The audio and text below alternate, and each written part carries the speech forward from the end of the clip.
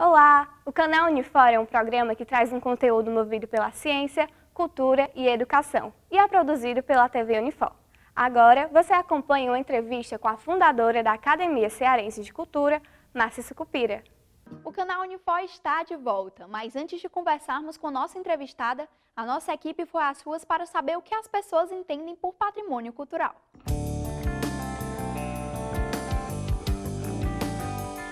Você sabe o que é um patrimônio cultural? Sim, mais ou menos. Você saberia dizer algum patrimônio cultural aqui de Fortaleza? É Dragão do Mar? O patrimônio cultural pode ser tanto uma estrutura, uma arquitetura ou alguma coisa que represente a sociedade, tanto como uma dança, uma música ou algum evento cultural. Você saberia dizer algum patrimônio cultural aqui de Fortaleza? Nós temos aqui o Teatro José de Alencar, que é um patrimônio histórico arquitetônico. Em relação à comida, nós temos baião de dois, feijoada, né, que é uma coisa nordestina. E um forró, que é uma dança e uma questão muito cultural e forte aqui no Nordeste. Patrimônio cultural é aquele que já faz parte da cultura de um determinado povo, de uma determinada etnia ou de um determinado grupo social.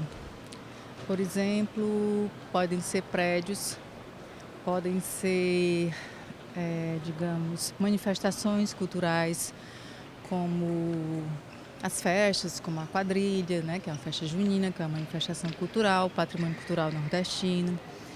Também pode ser uma universidade, por exemplo. Eu acredito que a Unifor já é patrimônio cultural do Ceará. O que envolve toda a cultura daquela pessoa, daquele objeto, daquele país. Você saberia dizer algum patrimônio cultural aqui de Fortaleza? Algum patrimônio, alguma das praças, Praça dos Leões, Dragão do Mar, talvez.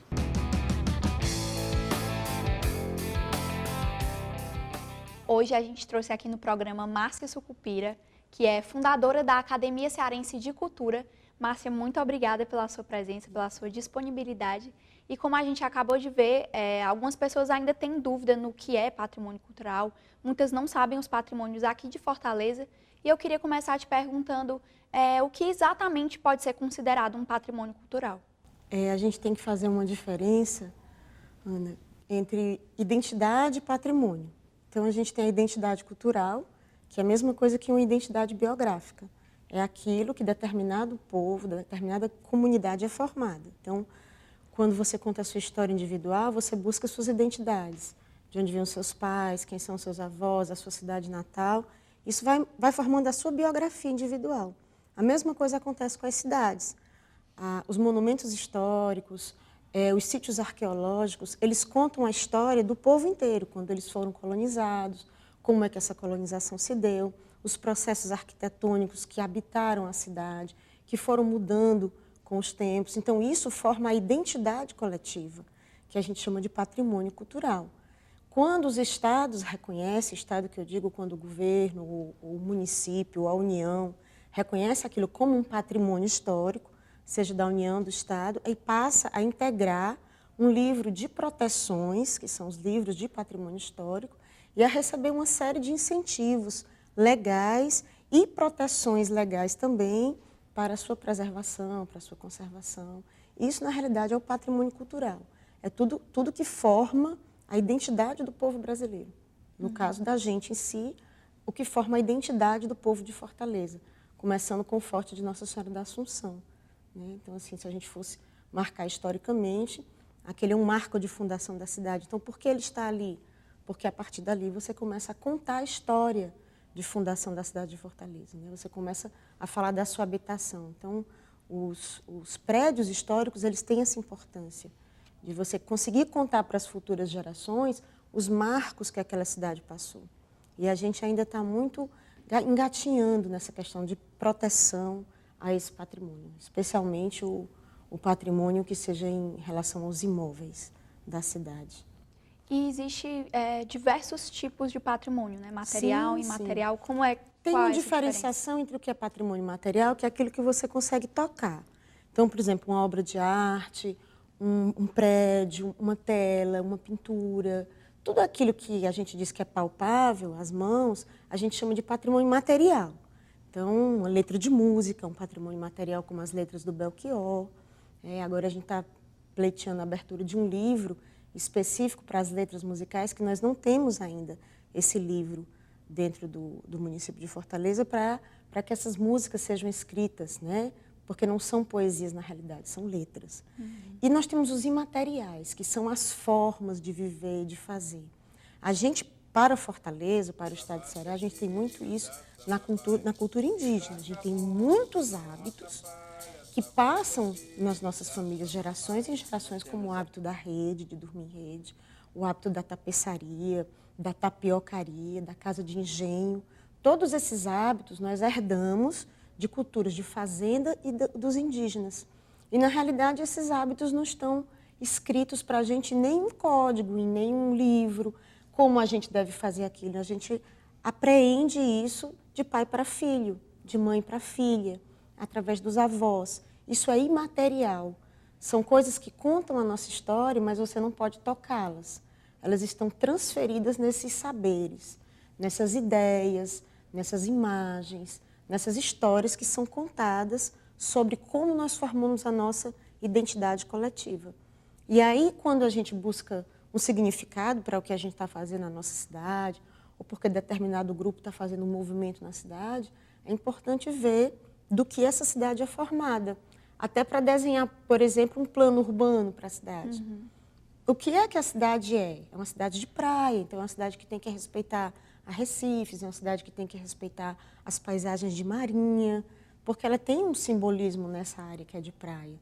Então, tudo na cidade de Fortaleza caminha para a questão do mar, né? Então, a gente tem que, quando vai fazer projetos, pensar em proteção ao patrimônio, a gente tem que pensar na identidade daquela cidade.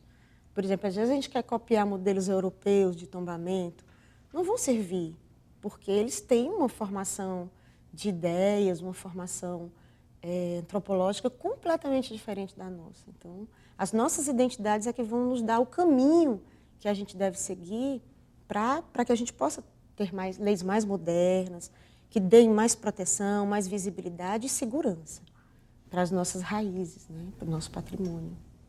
E como é que é feito a escolha desses patrimônios? Por exemplo, um local talvez seja mais fácil, mas como é que uma letra de música, por exemplo, ou uma comida vira um patrimônio? Bom, existem os livros de registros e tombos. O governo do estado possui e os municípios devem possuir os seus registros de livros e tombos. Nesses livros de registros, se você for uma receita específica daquela cidade, ou uma forma de cozinhar o caranguejo, por exemplo, que se torne tão tradicional a ponto de fazer parte da cultura culinária de Fortaleza, que tem uma cultura de peixes e de mariscos, né, de crustáceos muito importante, essa receita é levada até os órgãos municipais ou estaduais. Essas receitas passam por um estudo histórico, elas são verificadas as origens, é feito um pequeno procedimento em relação a isso, para saber se ela tem um valor para ser inscrita num livro desses, de tombo, de registro. E, ao final, ela passa pelos conselhos, o COEPA, se for o Conselho Estadual, e o CONFIC, se for o Conselho Municipal. E esses conselhos, que são plurais, são compostos de vários órgãos de toda a sociedade, não só dos governos, mas das universidades. A Universidade de Fortaleza tem assento em ambos os conselhos, das linguagens artísticas, eles também têm assento, os arquitetos, os historiadores, e aí eles dão o seu voto. E esse voto é definitivo no sentido de se aquela culinária ou aquela letra de música, se ela tem uma importância significativa na memória daquela cidade. Vale dizer que o que é memória da cidade de Fortaleza pode não ser da cidade do Crato, que é uma cidade serrana, né? Da cidade do Juazeiro, que é uma cidade religiosa, que já não é a religiosidade da cidade do Crato. Da cidade, por exemplo, de Itauá, que é Sertão Central. Então, cada uma tem a sua peculiaridade. Quixadá agora está em vias de ser tombada pelo Patrimônio da União, como o Patrimônio da União, os monólitos, né, de Quixadá. Então, ela vai ser uma cidade toda histórica.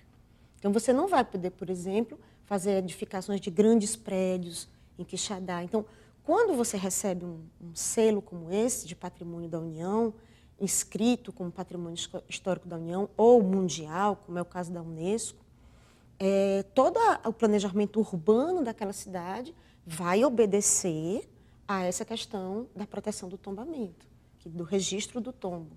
E isso é importante, porque isso vai dar as zonas de desenvolvimento urbano, as zonas que são de proteção urbana, as zonas específicas, que são zonas de boemia, onde não é bom fazer residências, para não dar conflito nessa exploração, que é a exploração do que a gente tem da música cearense, da culinária cearense.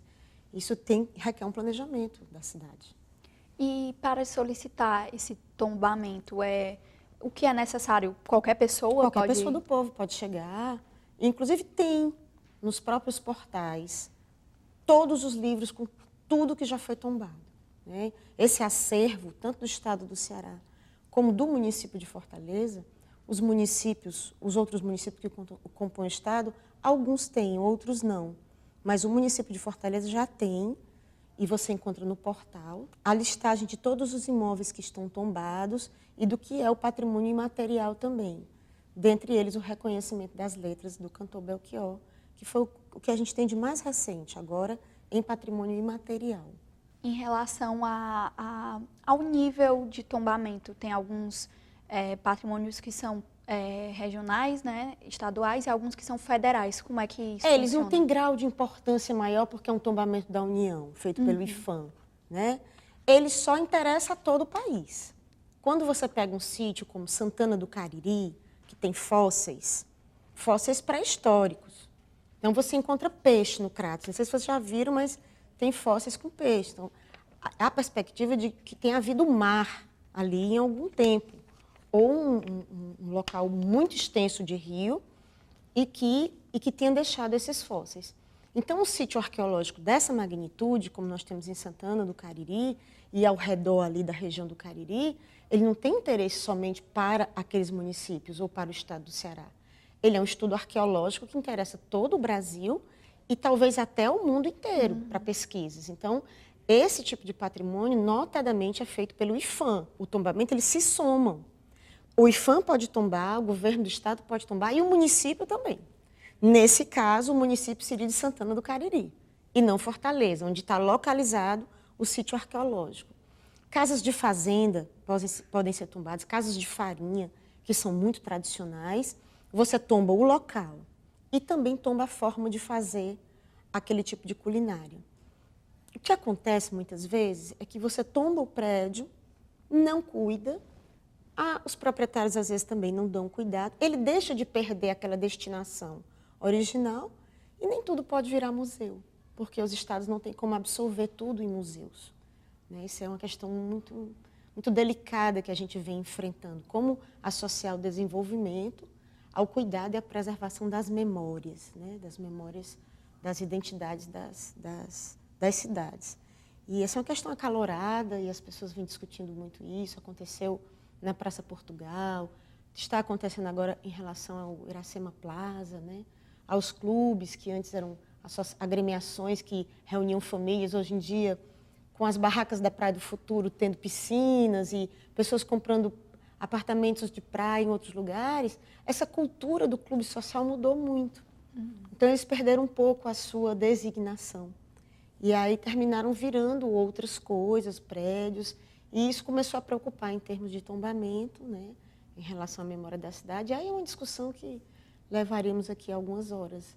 E não chegaríamos, acho que, a um consenso, porque uns estão pela preservação propriamente em si e outros que dê uma forma de que a gente chama de economia criativa ou preservação para o desenvolvimento, que é transformar aquilo num bem produtivo que possa se autogerir, possa se automanter, se autopreservar. Senão ficariam como hoje a maioria das igrejas europeias. Elas perderam o sentido de serem locais de culto à fé cristã. Elas são hoje o quê? Objetos de visitação pública, né? Até de pessoas de outras religiões. Então, perde um pouco a significação em si, né?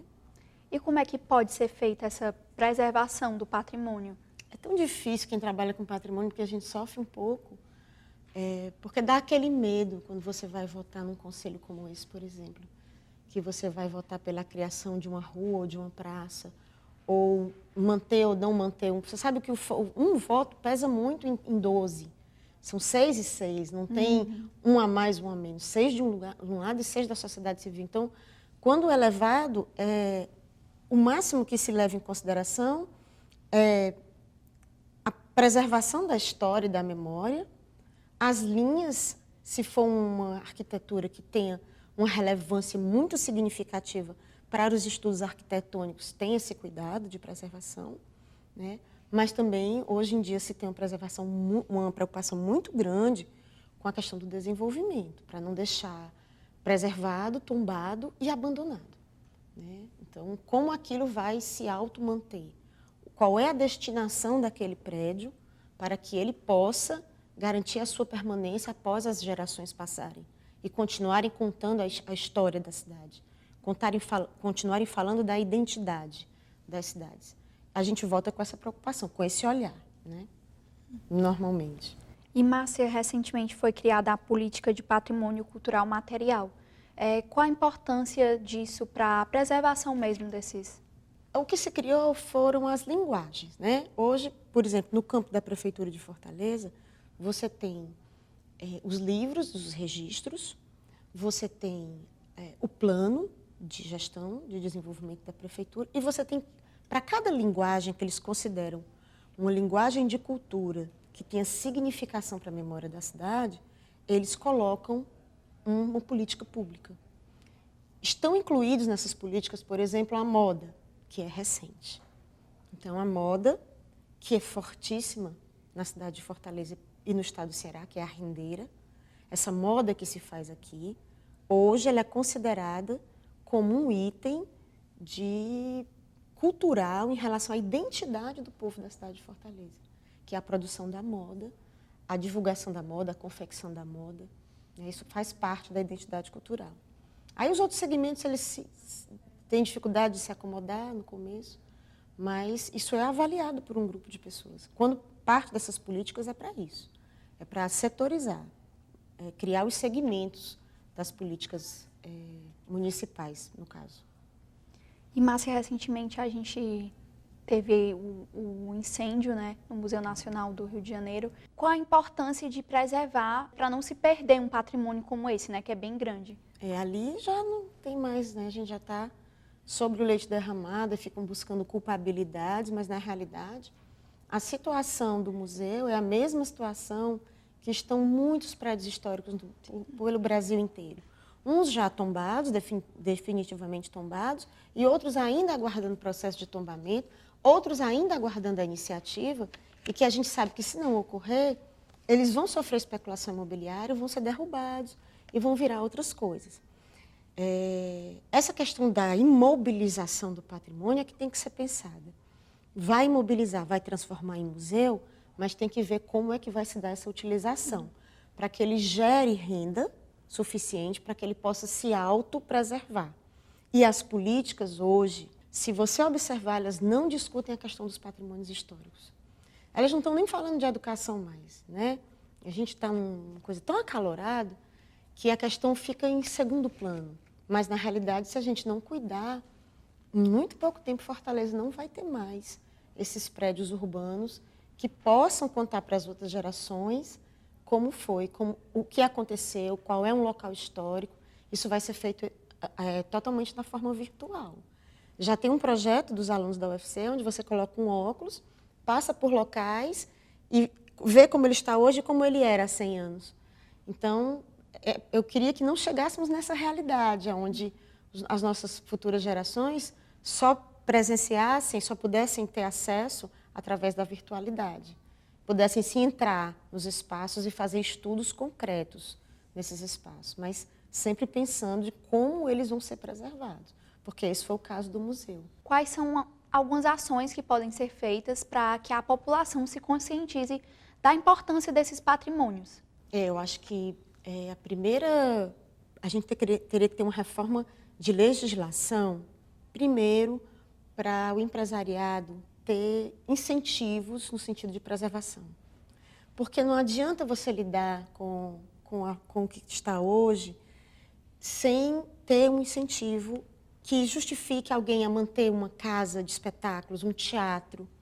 Então, estão faltando leis fiscais de incentivo para que o empresariado entre fortemente e adote um prédio histórico. Em contrapartida, falta a educação cultural nas escolas. Se a gente não colocar desde a pré-infância, nos livros das histórias das crianças, nas contações, os saberes da cidade, quem é o Bode Ioiô, né, o que é a Praça dos Mártires, se isso não fizer realmente parte do imaginário, da composição desse imaginário do cidadão da cidade de Fortaleza, como é que ele vai proteger o que ele não conhece? Então, só se protege o que a gente quer bem. Então, falta esse cuidado em relação tanto às escolas públicas quanto às privadas, na minha opinião, são iguais, em relação às políticas de ensino que são setorizadas para a proteção desse patrimônio da cidade de Fortaleza, que conta a nossa história e que é linda. Né?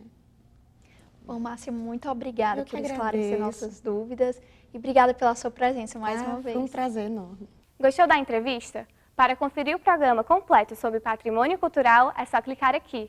Até a próxima. Tchau!